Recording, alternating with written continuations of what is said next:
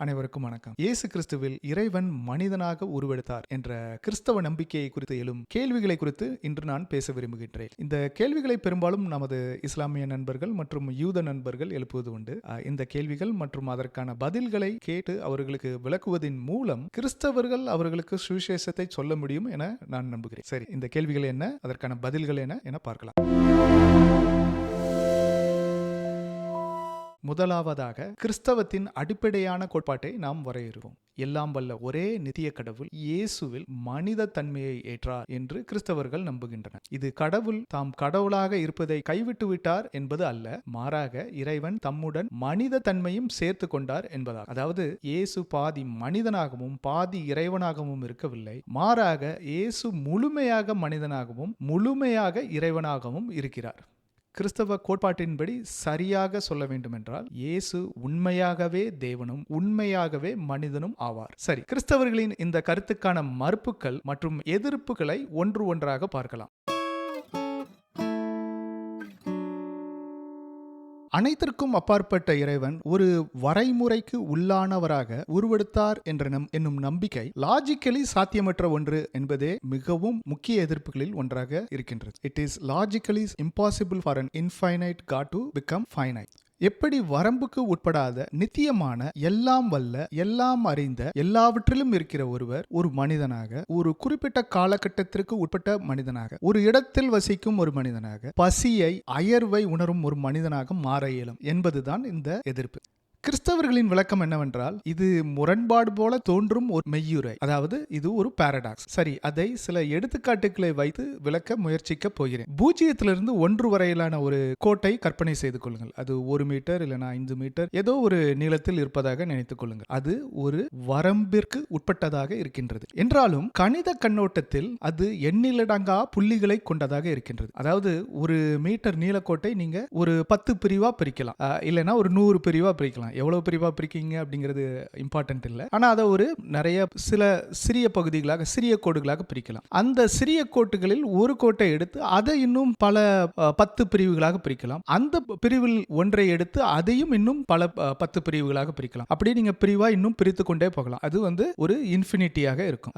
எவ்வாறு வரம்பிற்கு உட்பட்ட ஒன்று அனைத்தையும் கடந்த முடிவட்டை ஒன்றை கொள்ள இயலும் என்பதற்கான ஒரு எடுத்துக்காட்டாக இது இருக்கின்றது. அதாவது ஒரு ஃபைனைட் நம்பர், ஒரு 10 மீட்டர் அப்படிங்கிறதுக்குள்ள ஒரு இன்ஃபைனைட் நம்பர்ஸ் இருக்கு அப்படிங்கிறத சொல்றதுதான் இந்த ஒரு எடுத்துக்காட்டு. இது இறைவன் மனிதனாக உருவேற்பதை தெளிவாக குறிக்கும் ஒன்றாக இல்லை என்றாலும் அவரோட முடிவற்ற தன்மையும் மனிதனுடைய வரம்பிற்கு உட்பட்ட தன்மையும் எல்லா நிலைகளிலும் எதிர் தன்மைகளாக இருக்க வேண்டியதில்லை என்பதை உணர்த்துகிறது. இன்னொரு எளிமையான எடுத்துக்காட்டு என்னவென்றால், ஒரு ஓவியத்தை வரையும் ஒரு ஓவியனை கற்பனை செய்து பாருங்கள். அந்த ஓவியன் 3D ஸ்பேஸில் இருக்கிறார். அதாவது நம்ம எல்லாருமே 3D ஸ்பேஸ்ல தான் இருக்கோம். அந்த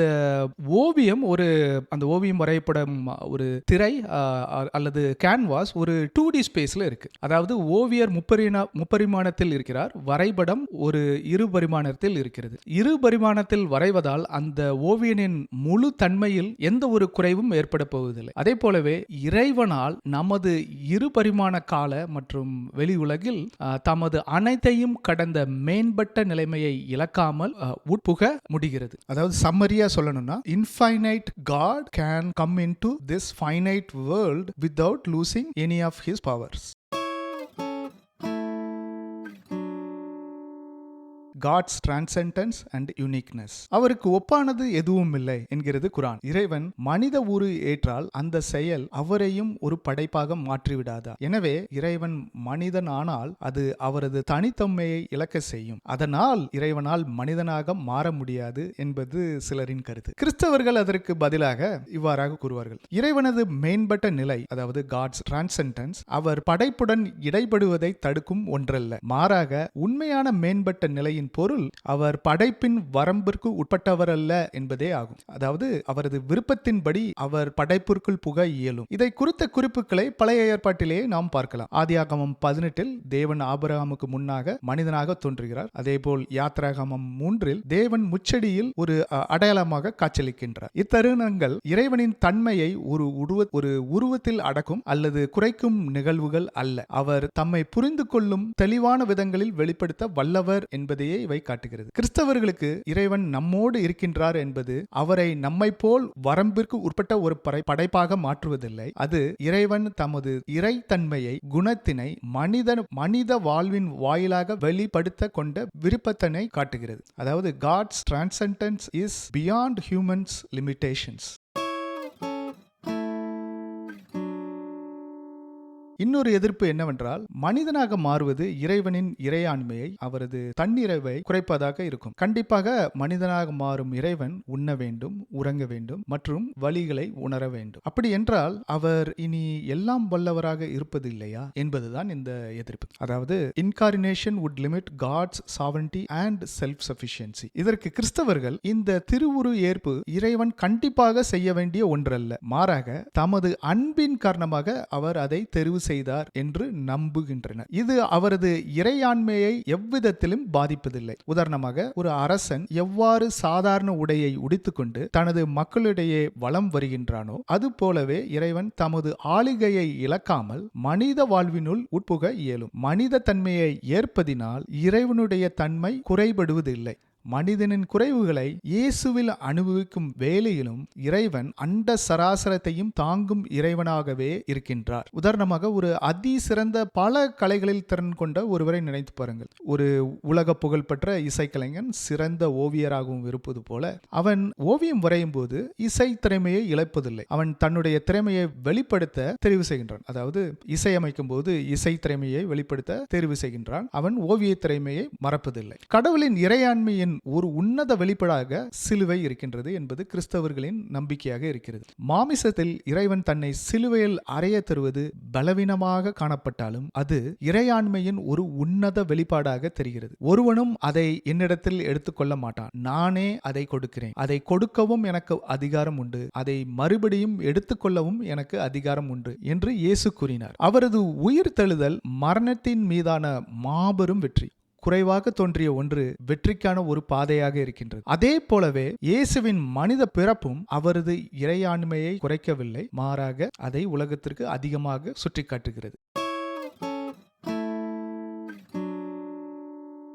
இஸ்லாமிய சமய பார்வையில் இயேசு ஒரு தீர்க்கதரிசி, அவர் இறைவன் அல்ல. இயேசுவை கடவுளாக பார்ப்பது ஒரே இறைவன் என்ற கோட்பாட்டிற்கு எதிராக இருக்கிறது என்கிறார்கள். இஸ்லாமியர்கள் இவ்வாறாக கூறுகிறார்கள், இயேசு ஒரு தீர்க்கதரிசியாக பிறந்தார், அதை ஒத்துக்கொள்கிறோம், ஆனால் அவர் இறைவனாக பிறக்கவில்லை என்கின்றனர். கிறிஸ்தவர்களின் பதில், இயேசுவை பற்றி நற்செய்தி நூல்கள் என்ன கூறுகின்றன என்று பார்த்தால் அதன் மூலமாகவே நமக்கு தெரியும் இயேசு இறைவனா அல்லது சாதாரண மனித தீர்க்கதரிசியா என்று. நற்செய்தி நூல்கள் இவ்வாறாக கூறுகின்றன. 3 காரியங்களை கூறுகின்றன. 1, இயேசு பாவத்தை மன்னிக்கிறார். பாவத்தை மன்னிக்கிற அதிகாரம் இறைவனுக்கு மட்டுமே உள்ளது. 2, இயேசு எவ்வித எதிர்ப்புமின்றி அவரை வழிபடுவதை ஏற்றுக்கொள்கின்றார். வழிபாடு இறைவனுக்கு மட்டுமே பாத்திரமானது. 3, இயேசு அற்புதங்களை நேரடியாக பண்ணினார்.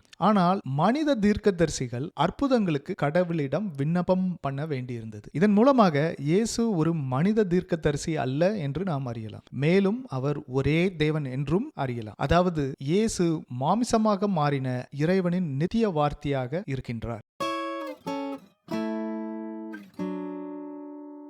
கடைசியாக கடவுளின் பண்பை பற்றி ஒரு கேள்வியோடு முடிக்க விரும்புகிறேன். அந்த கேள்வி, உங்கள் கடவுள் எல்லாவற்றிலும் பெரியவரா? அதற்கு ஒரு கதையோடு ஒரு கொஸ்டினை கேட்க விரும்புகிறேன். ஒரு அரசனுக்காக தன் வாழ்வையே யுத்தத்தில் தியாகமாக கொடுத்த ஒரு நண்பனையும் அதற்கு பதிலாக அந்த அரசன் அந்த நண்பனின் குடும்பத்திற்கு கொடுத்த ஒரு பெரிய வெகுமதியும் குறித்து சிந்தித்து பாருங்கள். இதுல கொஸ்டின் என்னன்னா, இதில் யார் மிகுந்த அன்பை வெளிப்படுத்துகிறார், அரசனா அல்லது அந்த அரசனின் நண்பனா? அந்த வெகுமதி எவ்வளவு அதிகமாக இருந்தாலும் அனைவரும் ஒத்துக்கொள்ளக்கூடிய உண்மை என்னவென்றால், உயிரை கொடுத்த அந்த நண்பனின் அன்புதான் பெரியது என்பதுதான். இதை நல்லா சிந்திச்சு பாருங்க. இப்பொழுது இன்னொரு கொஸ்டின். பல நூற்றாண்டுகளாக பல மத யுத்தங்கள் இந்த உலகத்தில் நடைபெற்று உள்ளன. அதில் பல லட்சக்கணக்கான பேர் தங்கள் உயிரை தாங்கள் கடவுளாக கருதுபவருக்கு கொடுத்துள்ளனர். அப்படி என்றால் அவர்களின் அன்பு அந்த கடவுளின் அன்பை விட அதிகமா? எந்த நேரத்தில் ஒரு மனிதன் ஏதோ ஒரு விஷயத்தில் கடவுளை விட அதிகமாக மாறுகிறானோ அந்த இடத்தில் லாஜிக்கலி அந்த கடவுள் இறையாண்மையை இழக்கிறார். அதாவது